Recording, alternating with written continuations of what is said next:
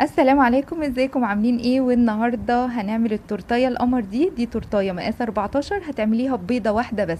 معقول في تورتايه هتتعمل ببيضه واحده بس؟ ايوه معايا انا، هتشوفي كل حاجه، كل اللي تتمنيه هتلاقيه معايا في قناتي هنا في اكلات في مطبخك. يلا بينا لايك وشير وسبسكرايب لاكلات في مطبخك، ويلا بينا نشوف هنعمل ايه.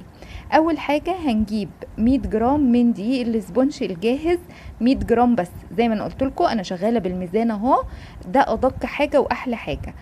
كان فاضل شويه عندي في الكيس القديم وبكمل ال 100 جرام من هنا من الكيس التاني الجديد. ده اسبونج دريم. تاكدي من نوع الاسبونج اللي انت بتستعمليه، عشان في اسبونجات ما بتعلاش، فعشان تبقى تديكي نتيجة هايلة واللي انا مجرباه على طول هو اسبونج دريم اللي هي الشقارة الرصاصي دي. مش عيب لما تروحي تشتري تقولي له وريني الشقارة اللي انت بتوزنلي منها عشان اشوفها. وبحط على ال100 جرام دي سبونج، بحط عليهم بيضة واحدة زي ما انتوا شايفينها ايه، ما بزودش عن بيضة واحدة، حجمها كبير.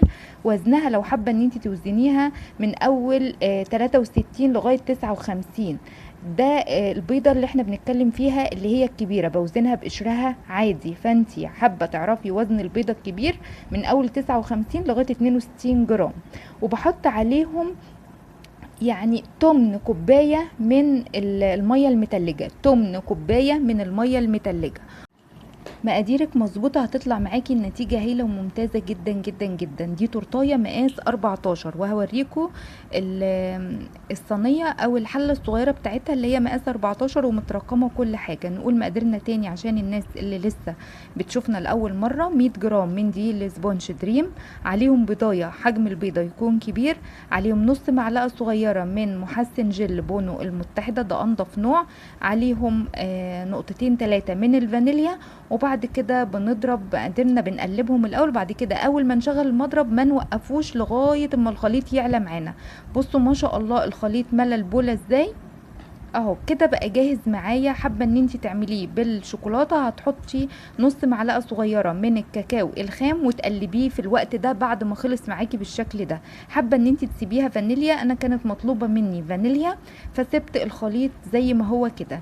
جبت الصينيه بتاعتنا او الحله اللي هي بتاعت التورت مقاس 14، وبعد كده هبتدي ان انا احطها فيها اهو. خلصنا كده ونزلت اللي في المضرب. هبتدي ادي البوله اهي مقاس 14، وادي الرقم مكتوب عليها من تحت اهو. عليت الجوانب بتاعها بورق الحواوشي المستورد او ورق زبده على حسب المتاح عندك، وحطيت ورقه برضو في الارضيه، وهبتدي انزل بالخليط بتاعنا كده كله في قلب البوله بتاعته اهو. بصوا الخليط نازل متماسك وحلو ازاي.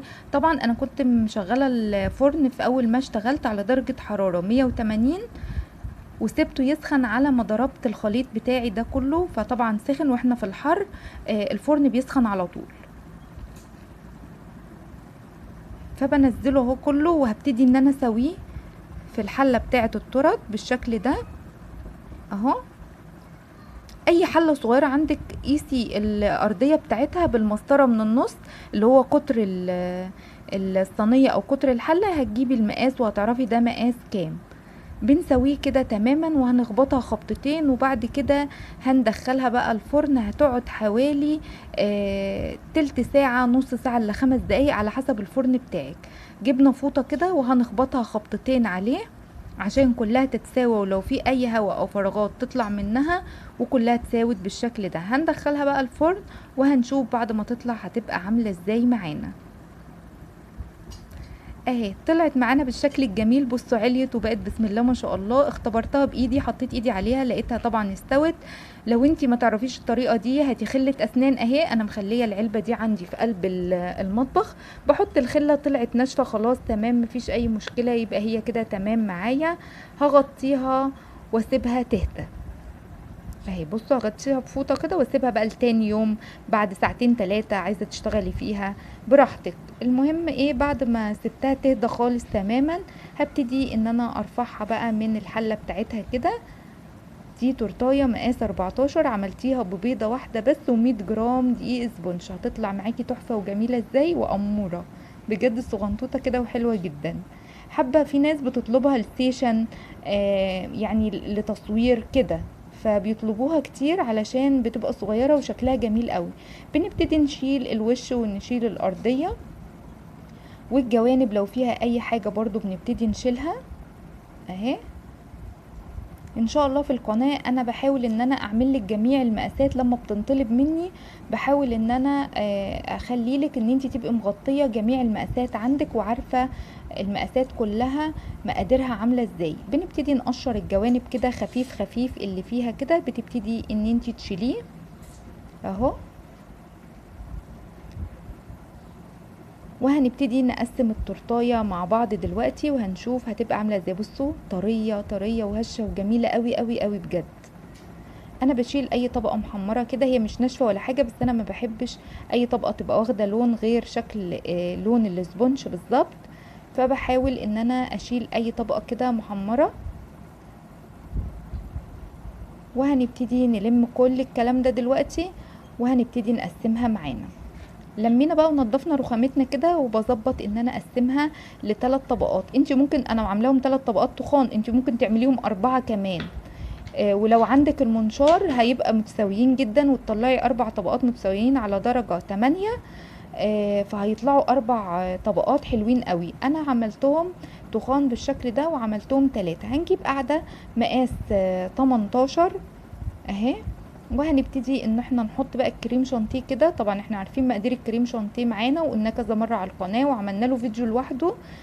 كل كوبايه كريم شانتيه في الحر اللي احنا فيه عليها كوبايه ونص ميه متلجه، عليهم نص كوبايه من السكر، وانا بطعم الكريم شانتيه بتاعي بكريم باستري وكريمه لباني باودر عشان يديله طعم حلو.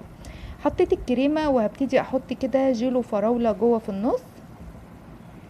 طعميها بقى وظبطيها بحيث ان هي تبقى طالعه جميله كده ومظبوطه معاكي.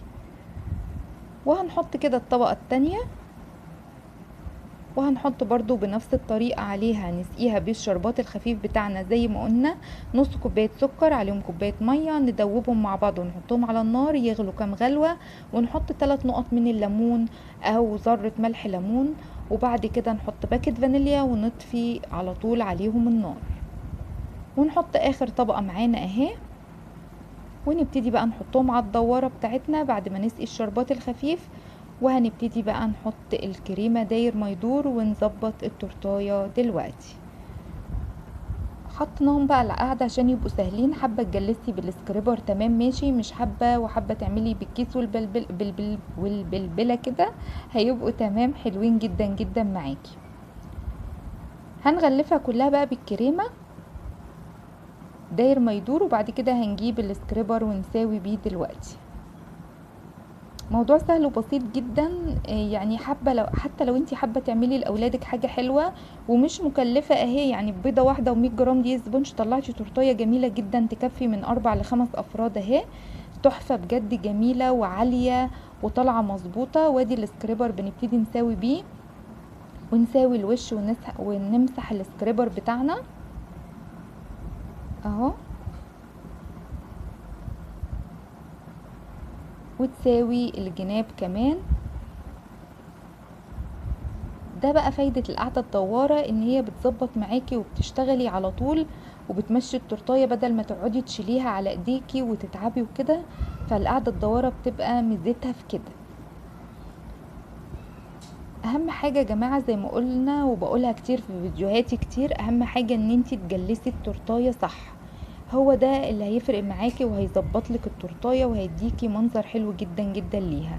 شفتوا بقى هي قربت تدخل على مقاس 18 اللي هو القاعده ازاي، شكلها حلو جدا وكيوت كده وصغيره واموره. خلاص سويناها بالسكريبر العاديه. هنبتدي نجيب السكريبر المشرشره ونشرشر الجناب معانا عشان تبقى شكلها شيك كده وجميله. وطبعا في حاجات زي حروف كده طلعت على الوش ببتدي ان انا اسويها بالمنظر ده. ادي التورتايه بتاعتنا بقت بالمنظر ده. هنحطها في التلاجة شوية بس بعد ما نحددها، هنحدد التقسيمة اللي احنا هنعملها. فعملتها كده بالمسطرة، وبعدين هقسمها كده من النص، مش كلها يعني جنب واحد بس هو اللي هقسمه، والجنب التاني خلاص انا حددته. ببتدي اعمل وردات كده من الكريمة على حسب التقسيمة اللي انا قسمتها فيها اهي. باجي من نص الخط اللي انا عملته واعمل التقسيمة التانية اللي هي في الجنب دي، وهنبتدي نظبطها بالطريقة اللي انتوا شايفينها دي. هنبتدي بقى نحزم التورتاية من تحت بنفس وردات الشكل اللي احنا عملناه فوق بنفس المنظر عشان كله يبقى ماشي مع بعض وشكله جميل كده اهو. ايه رأيكم؟ مفيش اسهل ولا احلى من كده بجد. طيب التورتايه دي صحيح اخدت معانا قد ايه كريمه؟ اقل من نص كوبايه كريمه، اقل من نص كوبايه كريمه. تورتايه مقاس 14 دي اخدت اقل من نص كوبايه كريمه، فانت اضربي لها نص كوبايه والباقي خلاص تبقي اعملي منه كوبايات، خليه عندك لشغل تاني كده يعني. ادي التورتايه بقت بالمنظر الجميل ده. حطيناها تسقع شويه في التلاجة وبعدين انا طلعتها تاني عشان احط عليها الجناش. فبالمعلقه كده او تحطي الجناش في كيس وتفتحيه فتحه صغيره وتبتدي تنزلي بالدربات بتاعتك اللي انت بتنزلي بيها على الجناب الاول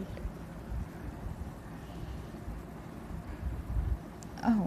بصوا داير ما يدور كده اللي هو النص اللي احنا هنعمله شوكولاته، لكن النص التاني اللي احنا قسمناه هنعمله جيلوهات، جيلو فراوله وجيلو مانجا اهي. ادي الدربات نزلت معايا بالشكل ده. هبتدي بقى احط جناش على الوش من فوق واساوي الوش بالراحه كده. خدي بالك ان انت تكوني مسقعه التورتايه علشان لو انت مش مسقعاها الكريمه هتسيح مع الشوكولاته وهتعمل لك خطوط بيضه كده. فلما تكون ساقعه في التلاجة يعني اشتغلي. انا بحط شغلي لما باجي اشتغل واسيب الشغل مثلا مركون بحطه في الفريزر، ما بحطش في التلاجة الا لما افنش خالص، وبعد ما تقعد في الفريزر حوالي ساعة او نص ساعة بنزلها في التلاجة عادي قبل التسليم. لكن الفريزر بينجز معاكي وبيسقع معاكي التورتايه على طول. بعد كده بعد ما حطيناها في التلاجة تمسك شوية هبتدي بقى اجيب جيلو فراولة واعمل الجنب ده بجيلو فراولة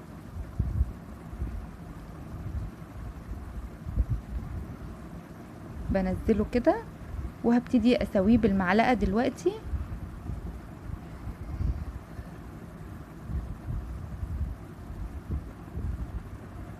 وهجيب اليمة التانية برضو وهعملها بجيلو المانجا اهو. الموضوع سهل وبسيط جدا وتورتايه صغيرة عملتيها بذواق خفيف وشكلها حلو جدا جدا جدا. حركتها اهو وهبتدي اعمل على اليمة التانية جيلو مانجا. اي اطعم انت حباها، مش شرط ان انت تعمليها زي انا اديتك بس الفكرة ان انت هتعملي تورتايه مقاس 14 ازاي ببضاية واحدة. اديتك الفكرة وانت بقى الشغل او الفينش اللي انت حابة تفنشي بيه التورتايه براحتك، او الاطعم اللي انتوا بتحبوها تمام مفيش اي مشكلة يعني على حسب ما انت تحبي. ونزلت كده برضو بدربات من جيلو المانجا وابتديت ان انا هسويها دلوقتي وهتبقى شكلها تحفة وجميل. اي بقى لعب شوكولاتة انت عاملاها، اي شوكولاتة ملولوة، اي حاجة، ورق ترانسفير المتاح عندك ابتدي حطيه على الناحية الشوكولاتة مثلا وهتبقى خلاص هتبقى خفيفة وجاهزة معاكي. وادي عملتي تورتايه سهلة وبسيطة جدا جدا جدا. هنحطها في التلاجة شوية وبعدين هنبتدي بقى. ده كان عندي كده كنت عاملاه من ورق الترانسفير، عملت شوكولاتة ملولوة بس ورق الترانسفير كان ملون فطبع على الشوكولاتة اهو.